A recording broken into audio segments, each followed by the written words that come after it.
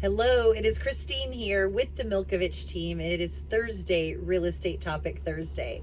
So you've probably seen, maybe heard, maybe you have a friend, maybe yourself has bought a house in the greater Puget Sound area in the last week or in the last couple months. And it is pretty crazy out here. So here's what we mean by that. We are sitting right now in 100% a seller's market.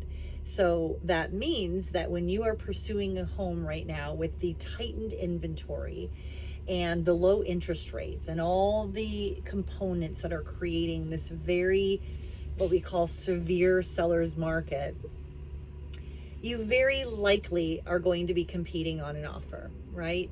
That's step number one. But number two, which is the topic of today, is if you consider waiving your financing on your offer. So if you are a non-cash buyer and you go get a loan from a bank or a preferred lender, hopefully one from the Milkovich team that we absolutely trust and appreciate and use, but whoever the lender is, you may be considering, after you've been educated on all the reasons why, you may consider waiving your financing to make your offer look and feel more attractive to the seller.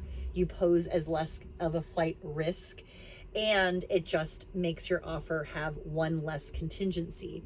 So one of the topics we want to explore today, very briefly, is if you are going to do that, if you are going to exercise your right to waive your financing in the state of Washington, that form is called 22A. We want to ensure that we're discussing with our clients, with our buyers, that if a low appraisal were to come in on the home, that you would need to have the money to make up the difference. And we mean good old-fashioned money, liquidity. Like, where is that money coming from? Is it sitting in your checking account? Is it in another account, one of your other financing banking account? Is it in a 401k retirement account? Wherever it is, we want to have those discussions first, because should you decide to use one of your competitive edges, which is choosing, again, after much education and much clarity from our team, you may waive your financing 22A contingency. But we want to ensure that people out there realize that if you're going to do that, and you may get and if you were to get in a low appraisal, we're not saying everybody does, and many times you don't, but we're seeing prices escalate in this margin, in this area, anywhere from $50,000 up to $250, sometimes $300,000 more than the list price. So one of the topics that we will make sure we explore with you in great detail and in much depth is that if you were met with a low appraisal coming back from the appraisal report that your lender orders up, it's all a very mandated, processed procedure, then you would have to be able to come up with the difference in the money, or you would be at risk for losing your earnest money. There's so much more to this conversation. We are experts at discussing it.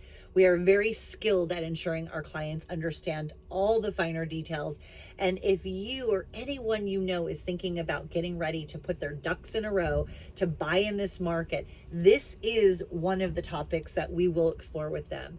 All of our information is online. We would love to sit down and do a consultation with you so you can be market ready day number one to buy in this seller's market. You guys have a great day. Thank you.